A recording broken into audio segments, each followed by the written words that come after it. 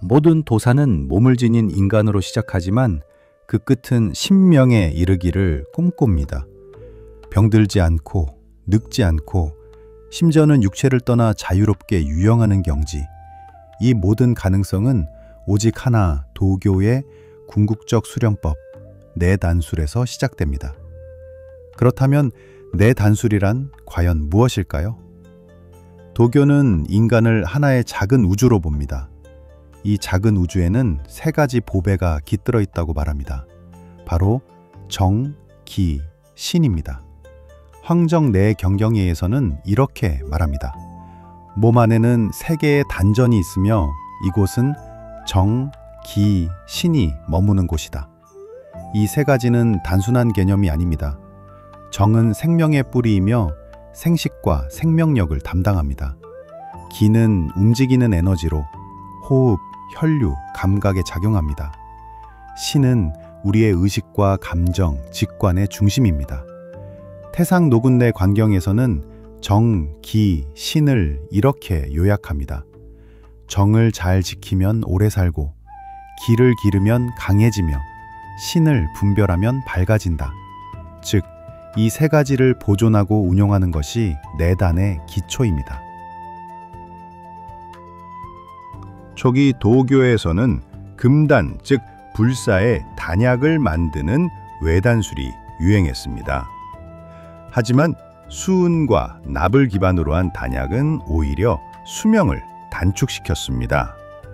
이후 도사들은 방향을 바꾸어 약이 아닌 몸 안의 에너지로 단을 만든다는 내단술을 발전시킵니다. 포박자 내편에서는 가롱이 이렇게 말합니다.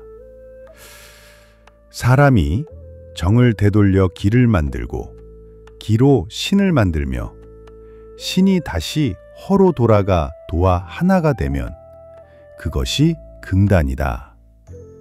이처럼 내단은 몸 안에서 정, 기, 신이 조화를 이루는 상태이며 그 결과로 탄생하는 것이 바로 신단입니다. 태을금화 종지에서는 신단 형성의 과정을 이렇게 설명합니다. 정은 기를 낳고 기는 신을 낳으며 신이 다시 허로 돌아가면 도에 이른다. 이는 마치 서양 오컬트의 에테르체, 아스트랄체, 정신체처럼 내부 에너지가 점차 미세하고 고차원적인 것으로 변하는 과정과 유사합니다. 내단술에서는 이 과정을 다음과 같이 단계화합니다.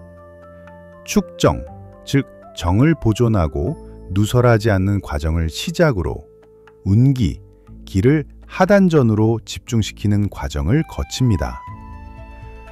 조시는 마음을 맑게 하고 고요히 집중합니다. 삼화, 정, 기, 신이 통합되어 단을 이루게 됩니다. 황정 외경경 또 이렇게 전합니다. 단이 이루어지면 기가 온몸을 순환하고 광명이 저절로 나타나며 신은 자유롭게 유영한다. 즉 신단은 실제 약이 아닌 정기신의 통합 상태이며 기의 광명한 음축체인 것입니다. 단이 완성되면 인간의 의식은 육체를 떠나 신령한 차원으로 도약할 수 있게 됩니다. 이것을 도교에서는 신유라 부릅니다. 즉, 신이 몸을 떠나 유영하는 것입니다. 태을금화종지는 다시 이렇게 말합니다. 신명이 이루어지면 유영은 자연스럽다. 이는 사유나 생각으로 이루어지는 것이 아니다. 이는 오컬트에서 말하는 아스트랄 프로젝션, 즉 유체 이탈과 매우 흡사합니다. 하지만 도교에서의 신유는 체험이 아니라 단이 완성되었을 때 자연히 발현되는 상태로 간주됩니다. 포박자 안의 편은 이를 이렇게 종합하여 전하고 있습니다.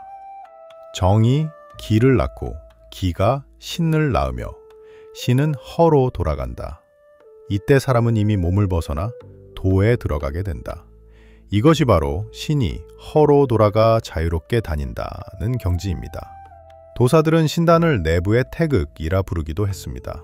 그 이유는 단이 생성되면 몸 안의 기가 마치 우주의 음양처럼 순환하기 때문입니다. 태을금화종지는 말합니다.